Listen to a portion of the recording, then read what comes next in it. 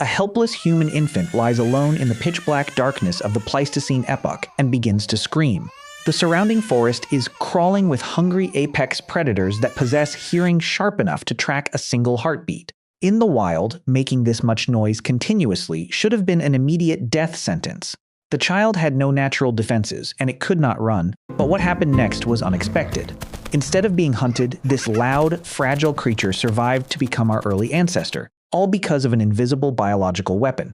Human infants are born completely useless. They cannot walk, they cannot fight, they cannot even hold their own heads up, but their most dangerous flaw is not their weakness. It is their sheer volume. In the wild, silence is survival. A newborn animal that makes continuous noise is not asking for food. It is simply ringing a dinner bell for every predator in the forest. A baby deer stays perfectly still. A baby rabbit stays completely quiet. They hide, they blend in, they survive. But a human baby screams. It screams for hours. It screams in the pitch black of night. By every rule of nature, this is a fatal design flaw. If they cry, they die, but they still cry. Evolution spent millions of years optimizing every physical trait to keep us alive, yet it left our most vulnerable offspring as loud, helpless targets. So why did evolution not just make them slightly quieter? Why build a creature that actively calls out to the exact things that want to eat it? The answer is not that evolution made a blind mistake. It did exactly what it was supposed to do. And here is the explanation to this deadly paradox. So how did a screaming infant survive the Pleistocene? Evolution did not silence the baby. It programmed the mother.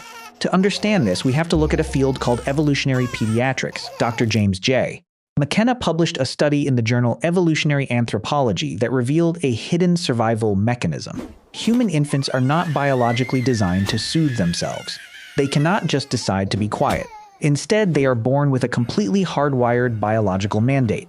They constantly require continuous physical contact against bare human skin. This is not a preference. It is a strict biological demand. When an infant is separated from a human body, its distress systems activate immediately. The heart rate instantly spikes. The breathing becomes erratic. The screaming begins. The infant is signaling that it has been left unprotected in a highly dangerous environment. But when that same infant is held directly against the skin, an immediate physiological override happens. The crying entirely stops. The biological programming here is incredibly specific. The infant uses the adult body to physically regulate its own internal systems. The mother stabilizes the infant heartbeat. Her body temperature regulates the baby. The constant physical touch rapidly suppresses the neurological panic response. Evolution did not waste vital energy trying to mutate a quiet baby. That would have taken millions of years of complex anatomical changes. Instead, it built a perfect behavioral trap. It made the baby so impossibly loud and so demanding that the parents had absolutely no choice but to hold it constantly. By forcing this continuous physical connection, the baby is kept completely silent. The hungry predators hear nothing. The human family safely survives the dark night. A mother holding her child feels like an act of pure affection. But under the surface, it is a cold, calculated survival mechanism. We look at a mother holding her sleeping baby and we see love. We see a quiet, tender bonding moment. But evolution does not care about romance. It only cares about survival. When Dr. James McKenna published his 2012 research on evolutionary pediatrics, he revealed exactly what happens during human-infant bed sharing and breastfeeding. It is not just about providing nutrition. It is not just about offering comfort. It is a highly advanced biological cloaking device.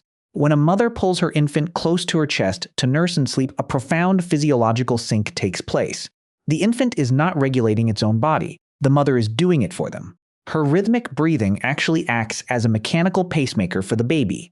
Her body heat prevents the infant from burning fatal calories to stay warm. The breast milk provides constant chemical signals that keep the helpless infant sedated and completely quiet. The mother's body is quite literally taking over the infant's nervous system. It forces the baby into a state of deep regulated calm, and the result is absolute silence. Without this constant physical connection, a primitive human infant would wake up in a blind panic. It would scream loudly into the dark. It would alert every predator within miles.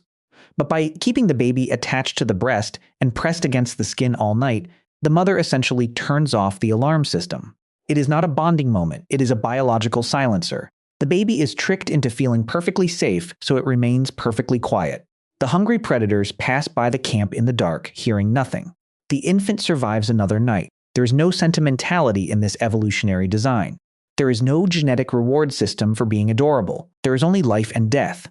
The crying was the lethal threat. The mother's body was the biological cure. The entire human species survived the dangerous Pleistocene epoch because our early mothers became physical anchors that kept us quiet. It is a perfect, elegant, and deeply hidden survival mechanism. Now here is the truly disturbing part. We build silent nurseries. We buy soft, expensive cribs.